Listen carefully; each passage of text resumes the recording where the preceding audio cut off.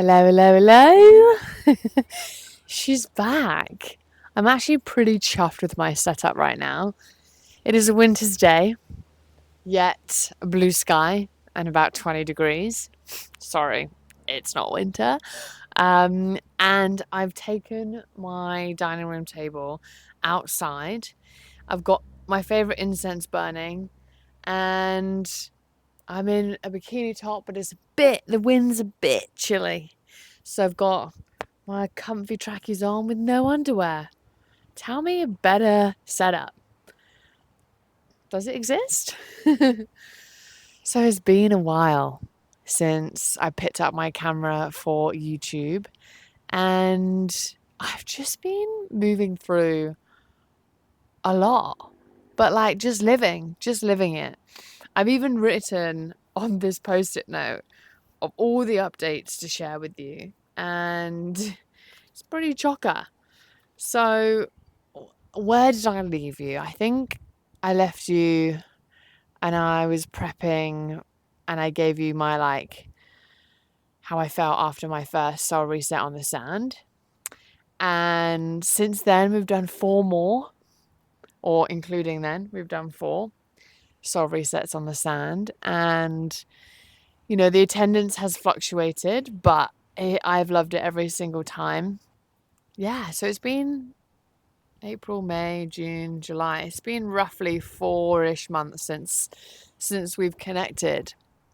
And let's just go through what's happened. I've turned 30. I hosted a session in Native State Studio as part of their social wellness event, which was huge.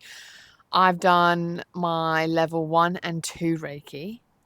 I have uncovered the missing piece of the modalities that I knew there was a missing physical piece, but I found somatic movement. And of course, I'll go into it. We'll go into it a bit, but found the missing piece. What else have we got here? And I've also moved through a skin flare up, which was quite triggering because I've had quite bad skin before and it brought up a lot of stuff. And I've also done a cleanse, like a parasite cleanse, which was very interesting. And we're nearly at the year mark of being in Australia. Like, it's nearly been a year since Jack and I have been in Australia, which is wild. So where do we begin? Let's just start with turning 30. So in June I turned 30 and I wasn't scared. Like, I wasn't nervous. I just felt like, we're entering this new chapter and it feels right. I feel ready. I feel excited. I think I said at one of my dinners, like, let's see how good it can get. That's the energy I feel. And don't get me wrong, some days I don't feel like that. Some days I'm like, oh my God, what do I do? Just keeping it real. Because not all days do I feel on top of the world and I'm like, yeah, universe, tell me how good it can get. Because that's just not the truth. The truth is that some days I feel like that and some days I'm like, universe, what the hell am I doing? What the fuck am I doing? Where do I go next? What do I, blah, blah, blah, blah. That is the messy human experience that we're all navigating. But yeah, my 30th, I just felt ready to say goodbye to my 20s and honor all the versions of self that got me here. Even though some versions of self make me cringe and be like, why did I do that? But every single action led to this. So actually, I celebrate her so much for getting me here. And my birthday kicked off with a really healing friendship moment. So the girls at Native, who have become my favorite people I've met since being here, they they surprised me with a little birthday dinner, and they got me balloons, a card, and presents. I didn't even expect any of that. I just thought maybe we were going for dinner, but like they exceeded any expectation. They showed up for me like friends. They showed up for me like they were friends that I've had for ages, even though we've only known each other for like 9 months. I don't even know. Yeah, so that was really special, and I really like I came home from that. Also, the card that they wrote me. Oh my God, all the little beautiful messages to me was just I was in tears, but like I found my tribe tears. And yeah, that was a really I remember coming home to that. That was like that kicked off my birthday celebrations, and I came home to that and I told Jack, and I just burst into tears of just like, wow, I feel so seen and so celebrated for just being me. Like I haven't tried to be anything but me.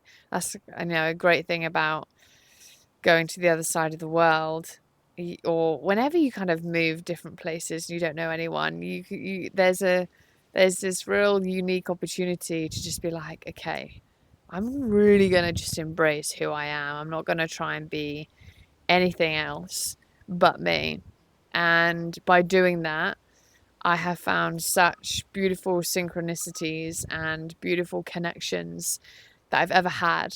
And I honestly think it's down to just being like, fuck it, I'm just going to be me. And if that doesn't align with certain people, then that's okay. What have I got to lose? So, yeah, that kicked off my birthday. And then what else?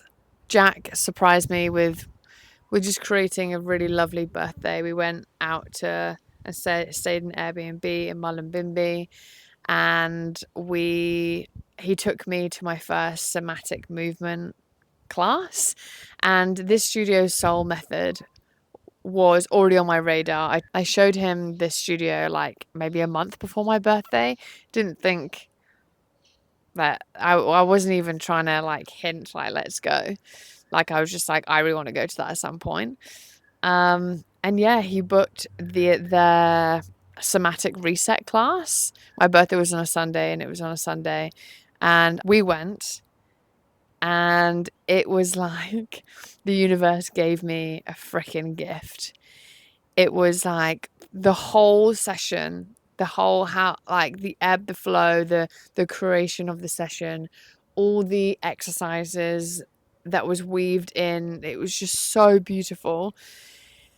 And it incorporated my favorite things about yoga and my favorite things about intuitive, like somatic practices anyway. Like I've done my own research on somatics. I use somatics in my bathhouse classes and a few of my beach sessions. And I've always been interested, and I actually did a somatics module at uni when I studied contemporary dance. There was a whole somatics module, but in a different way. But I'm not going to go into that right now. So somatics has always kind of been there, and being a dancer, like move my body intuitively, shaking, just, that is just come so natural to me. And it just incorporated my favorite things about yoga and breath and intuitive movement. And I was just going through it. I was doing it all. And there was just this quiet whisper throughout that whole time. And it was just like, this is the missing piece. This is the missing piece. Because as I've been gathering modalities that feel aligned to me, there's always been in the back of my head, like, if you had a physical modality, that would just be the cherry on top of the cake. But as much as I love yoga and I love working out, I haven't had this like fuck yes feeling of doing a certification in yoga or in like a workout kind of trainer that hasn't really like landed, obviously, because I haven't done it. But that class it was like, this is it. It combines all my favorite things, and then it just really complements all the other things that I've gathered along the way. And after that class, I messaged their Instagram and I was like, told them my feedback of like how amazing my class was, and asked straight away, like, do you do a certification? And they are literally creating the certification as we speak, due to launch either the end of this year or the start of next year. And I was like, bloody brilliant, perfect, sign me up. So I'm in a real the kind of energy that I'm in at the moment is really letting go of what I think like no other, or think my career should look like from what you see in the kind of like spiritual life coaching wellness world, and actually just following where my intuition goes, fuck yeah, that's a bit of me. Absolutely. Yeah, that feels good. And it feels really good to do that and to just to let go of where that could lead. What often blocks me is if like I get in my head about, if I choose that, what does that mean for my future? Instead of just choosing it and enjoying the process of seeing what happens. So that's been a major shift and a beautiful missing piece that I honestly feel like the universe gifted me on my birthday. That was a universal gift that got channeled somehow through Jack to take me to this studio. So love that. And then the other modality that I've added to my toolbox is Reiki. I think I mentioned this at the end of my last video. Reiki's been a modality that's always sparked interest, and I finally invested in doing my Reiki 1 training, and then I just did my Reiki 2.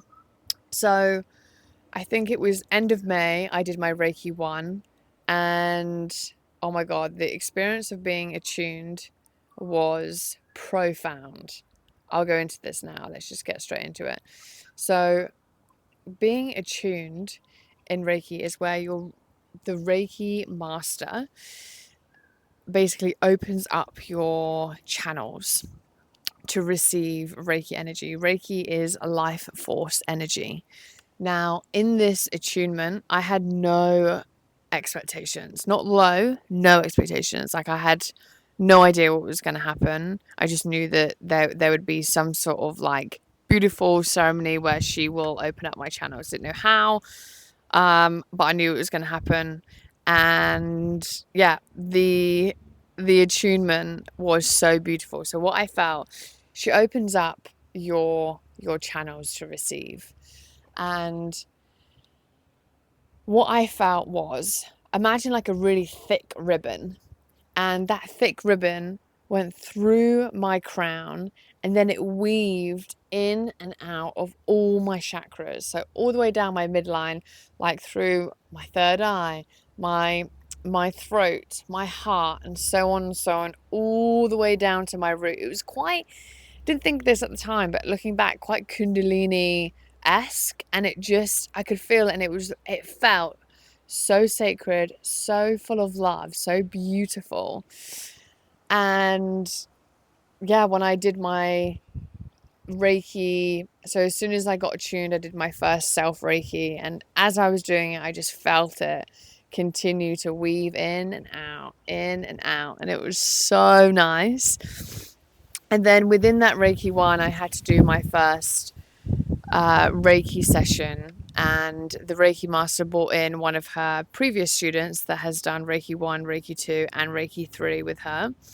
And I had to do Reiki on this person as part of the training. And it's quite known to feel heat coming from your hands, because your hands is where you focus and where the energy of Reiki comes out of. And it was like, well, my Reiki master was like, don't freak out if you don't feel it, like it will come. But it was like, you know, when you've got a candle and you put your hand over the candle and it's really warm on your hand. It felt like that, but it was coming from my hand. It was so cool. And there was this moment where I had my hands over her heart chakra as part of the session that I was doing in my Reiki 1 training. And I just felt like as soon as I put my hands down on her heart, this energy went all the way down all my chakras, from my crown all the way to my root, and then stopped at my root chakra. And I could just feel it, and it was like a hot rod, just like hovering at my root. And I was like, what am I going to do with this? And the only thing that I could think of, I wasn't taught this, I just intuitively like breathed in and then blew out, like quite with force. And as soon as I blew out, that energy that came through her into me just left. That hot rod that was at my root just went as soon as I did that sharp exhale. So that was really cool. I told them about it after we completed the session, and they were like, wow, that was super intuitive of you. And the person I did the session on was like, are you doing Reiki 1 or Reiki 2? And I was like, this is my Reiki 1. And she was like, fuck. That did not feel like someone who's just been attuned. That I thought that you were doing Reiki 2. And then part of the initiation of Reiki is, well, my master asked me to do was as soon as, so that I did my Reiki 1 all in one day, all 1-to-1 with this Reiki master.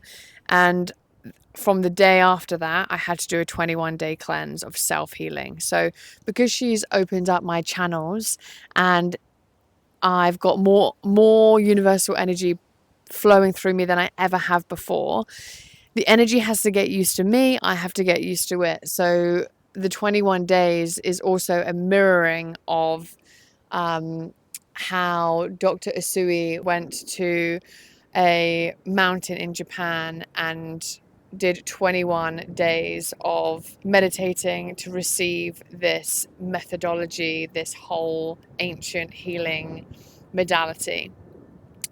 So it's a little wink of that. Anyway, so I've been doing 21 days of self-healing. The Reiki 1 21 days, I did it in the morning. It was like my last 7 days of that, I had this ping to message my Reiki master and just say, hey, are you available to do Reiki 2 this winter? And the only date that she had available was the day after I finished my Reiki 1 21 days. So I just went straight into that and did my Reiki 2, which again opens up more channels, opens up more of my centers, and puts the Reiki symbols into my hands. And then I had to do another 21 days. So I've still got 3 days left of my Reiki 2 21-day cleanse. And then I can practice on others. So Lucky Jack will be the first guinea pig of that. And so, yeah, that has been a profound journey, and I'm really looking forward to giving Reiki to someone else. But giving Reiki to myself has been a really nice ritual, like lighting my favorite incense, bringing an intention every time, infusing the Reiki symbols since being Reiki 2 attuned, and learning the ancient symbols and what they mean and how they support and how they can one of them can transcend time and space. It's just, I have loved being a nerd. Like, I've nerded out. And again, like I said, I've really enjoyed just being a student of these modalities, and especially as a manifesting generator and a Gemini, like, we are hungry to learn. And I really feel like there was a part of me for a while that has been quite dormant. I've had the hunger, or found these modalities that I'm hungry to learn and add to my toolbox. And I can't wait to share that with my community more as I learn. But yeah, that has been a very profound moment as well, adding that modality, that energy layer into what I do. I hosted a session upstairs at Native State in their studio as part of their social wellness event for June, and that was a massive manifestation. I just knew that I wanted to work at Native State. My dear friend, before I even moved out here, my friend who's lived here, and before I asked her, where do you think on the Gold Coast you think is a bit of me that I should work? And she hadn't been there before, but she was like, my friend is a member at Native State. I feel like that's a bit of you. And I looked them up and I dived deep into who they were and what their philosophy was, and it deeply resonated with me, and I knew that is where I need to go. I need to go there and work for them. So not only have I worked for them as part of their bathhouse hosting team, but I've had the opportunity to host their bathhouse classes, which I think I've mentioned to you before, which is a guided bathhouse experience where I take them through the facilities, the hot pools, the cold pools, the saunas, the steam room. We do breath, we do meditation, we reflect inward, and we connect. Yeah, so I host 2 of those sessions a week. And then I was asked to do their June social event, which was such an honor. And I actually I'm just like, what do you mean? There's a previous version of self that put Native State on my vision board, and you know, when you put things on your vision board, you're like, yeah, we want to come through. But when it comes through, it's just like, holy fuck, it's actually happening. And what I hosted is like no other's signature offering, which is the aura cleansing meditation. So we had meditation, breathwork, and journaling all in an hour. What I loved adding, which I hadn't done for a really long time, is really getting specific on the music breath connection.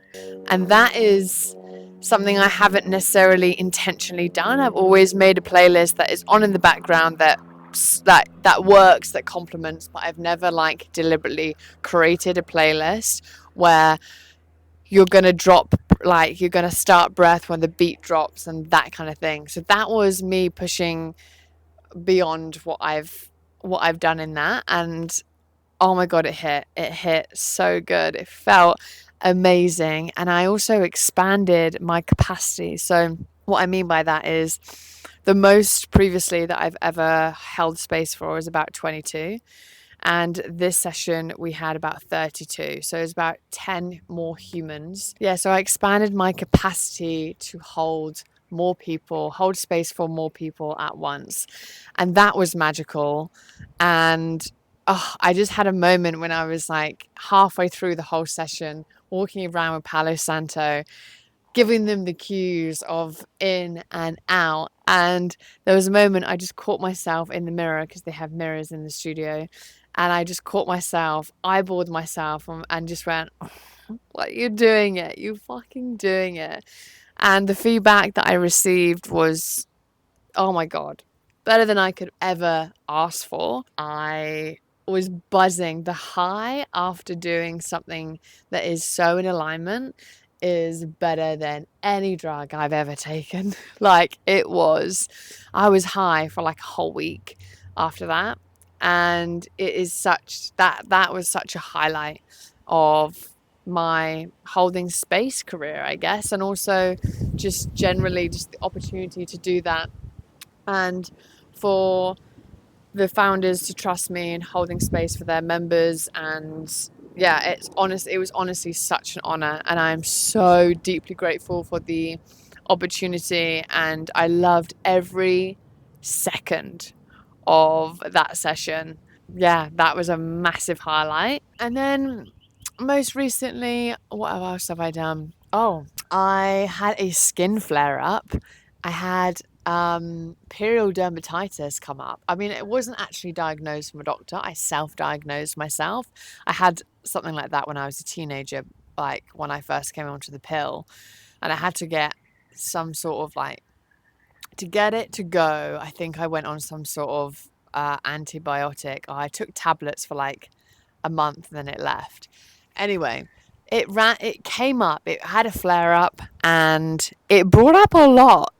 I've had when I came off the pill, my skin exploded, and like I had chest acne, I had face acne, I had back acne. It absolutely destroyed my self-confidence and self-worth of my appearance. But I moved through it, and I learned a lot from it, and I feel a lot more connected to myself from going through that and realizing that we are not our skin. But the fact that I had this flare up brought that back up. And then, you know, the whole healing journey, like whole spiral, how healing is literally just a spiral. And like Shrek says, we are like onions. And I honestly believe that the journey, the return back to self, we're just uncovering a deeper layer every single time. And sometimes we come back and we meet the same spots from a different perspective. And that's what this was. And as you've probably noticed, I don't really, since being in Australia, I've kind of stopped wearing makeup. I haven't boycotted it. I just feel a lot freer just to not.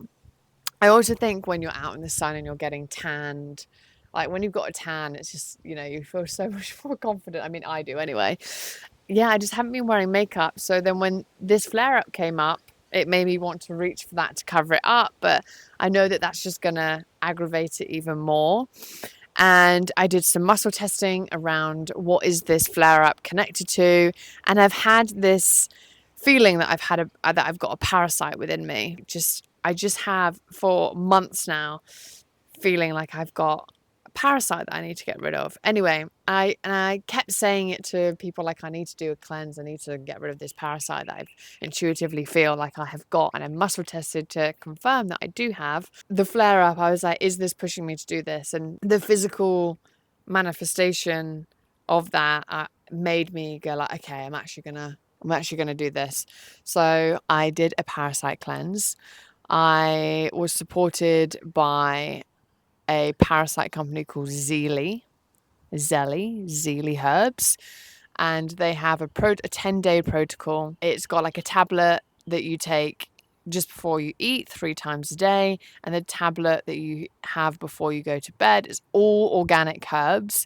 There's no like hidden stuff. I know there's so many parasite stuff out there at the moment. I did a lot of research because I didn't just want to put more shit inside of me, basically. As part of this protocol, it was a 10-day protocol of taking the tablets every single day. But I actually did a massive part of it is your diet and what you eat. And I actually did a 7 days of a pre-cleanse diet.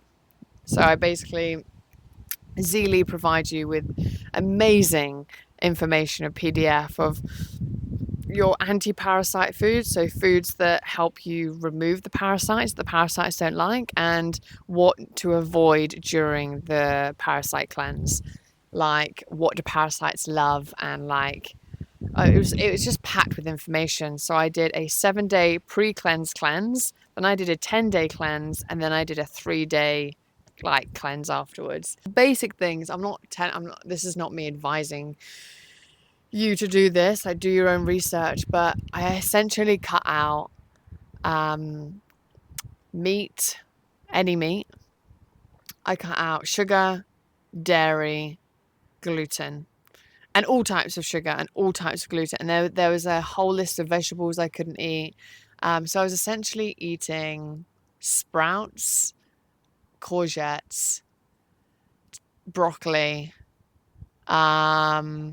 coconut yogurt, papaya seeds, swallowing whole. No tap water, only filtered water, no coffee. Yeah. Anyway, at first I was really pumped up about it. I was like, yeah, this is going to be really good. This is what I need, blah, blah, blah, blah. And then I think it was probably day 7 out of the main part of the cleanse. And I remember being in the supermarket, figuring out what am I going to eat. I was already bored of what I was already eating. Like, it's crazy how much dopamine we receive through what we eat. And obviously I wasn't getting dopamine really from what I ate because it was quite bland. I couldn't have any seasoning or anything, just vegetables essentially with no seasoning, which after it was day 7 of the cleanse, so it was probably day 10 of like since changing my diet. I had a bit of a breakdown in the supermarket after looking at like gluten-free options. There's gluten in everything, and I just was like, what am I going to do? Why am I doing this again? But Jack picked me up and he supported me and like gave me a good old pep talk, bless him. And I pushed through. And did I see a parasite? You're probably thinking, did I actually see a physical parasite pass through? I didn't actually see a parasite. But, sometimes when you go into the toilet, you don't have enough time to really inspect each shit that comes out. However, I may not have seen one.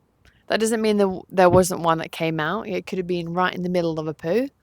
Not, you know. Um, but I feel much better and I have muscle tested and my body is telling me that I have removed the parasite that I want to remove. And since then, my periodermatitis is pretty much gone. There's a tiny little bit like around my nostril here. I feel so much better. And actually since then, because I feel like I've cleared a lot of stagnation just by doing that, I feel like once you kind of clear out, it's like you realize how much of you realize that your body is truly a temple, and putting put I didn't want to just put loads of gluten back in and put loads of dairy back in, and I don't know, I've pretty much stayed very closely to the diet. Essentially, I'm not really looking at the avoid list. I have added some protein back in because that's important to me.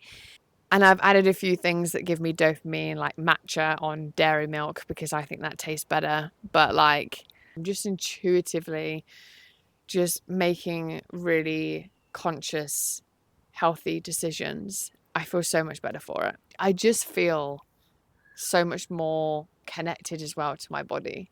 And from just clearing out the clutter, the stagnation, the worm. So that's another thing I've moved through. And then we're coming up to a year. Like it's July, so next month, at the end of next month, it will be a year since Jack and I have been in Australia, which is mental. Yeah, I feel like I've been here for longer than a year, but I also feel like how has a year gone by so fast all at the same time? Are we going to be doing a second year? Yes, we are, for sure. And the thing that is very exciting is that my sister and her boyfriend are coming to visit us in October.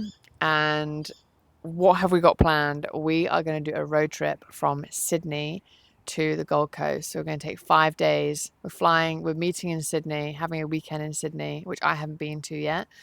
And then we have hired a camp van and we're going to drive up the coast back here. And then that's Bingo, our new housemate, who is a very good guard dog, barks at me, even though I live here.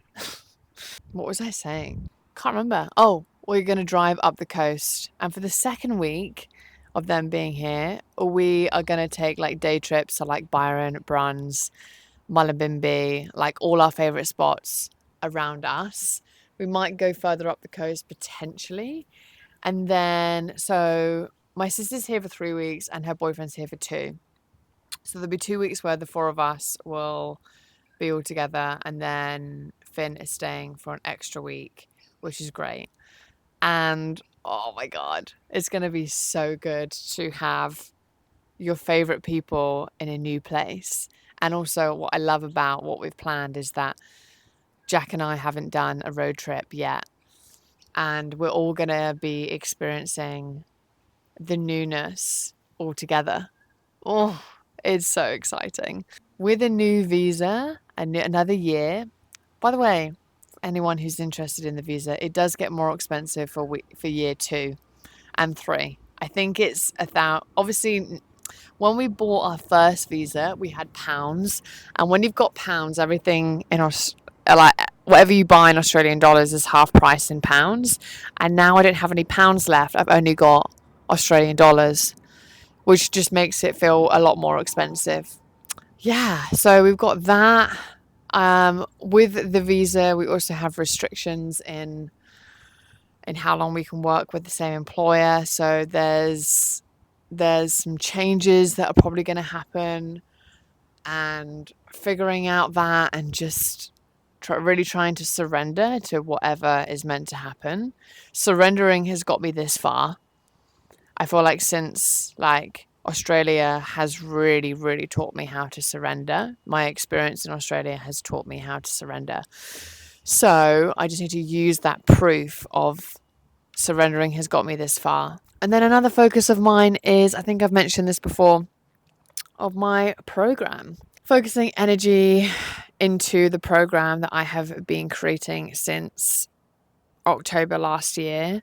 And my focus for the last few months have been setting up these soul resets on the sand and really getting the momentum going on that. And yeah, so the program kind of took a back seat for a bit, but now I've got more time and capacity to put into creating that. And yeah, it feels really exciting to create something that I wish I had at the beginning of my return to self. And I'm honestly pouring my heart, my soul into it. I'm going to be sharing more information soon.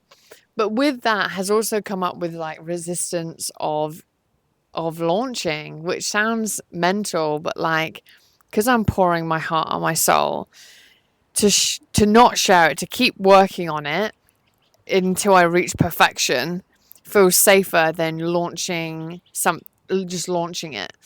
So I had to coach myself and goggle jab myself. And I don't know have I shared what goggle jabbing is?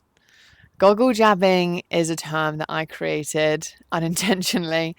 And a goggle jab is essentially a energetic punch to the throat that you can give to others or you can give to yourself.